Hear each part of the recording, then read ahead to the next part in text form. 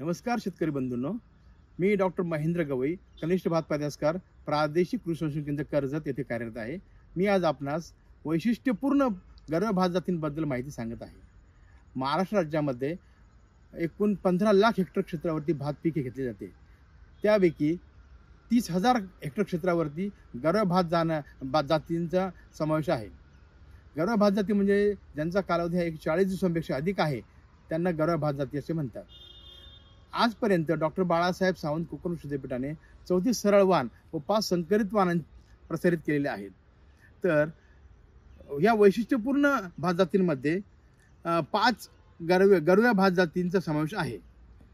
जर का आपण संशोधनाचा विचार केला तर 1960 पूर्वी ज्या गरव्या भात जाती प्रसारित झालेल्या आहेत त्यामध्ये गारोल 1-8, त्यानंतर कळंबा 2-6, झिनिया 14 या जातींचा समावेश आहे। या सर्व भात जातींचा विचार केला तर यांचे उत्पादन कधीही 30 क्विंटलच्या वरती गेलेले नाही आणि ह्या काही लोळणाऱ्या व किडी व रोगास प्रतिकारक नसलेल्या भात जाती आहेत।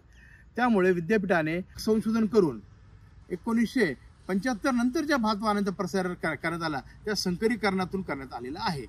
तर त्यामध्ये 1975 मध्ये रत्नागिरी 68-1 तर कर्जत 14-7 या वाणांचा समावेश आहे। तसेच लांब बारीक दाण्याची जात जर का असेल तर त्यामध्ये कर्जत 2 आहे किंवा लांब जाड दाण्याची जात आहे ते रत्नागिरी 3 आहे।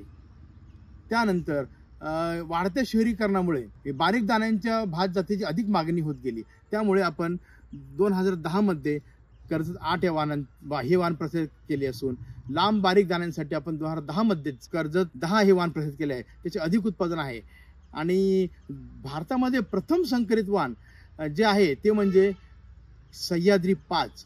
सह्याद्री 5 हे वाणांचं उत्पादन 65 ते 70 क्विंटल असून याचा लांब बारीक दाणा आहे आणि यामुळे आपले अधिक उत्पादन होणार असून आपल्याला आर्थिक नफा सुद्धा होईल।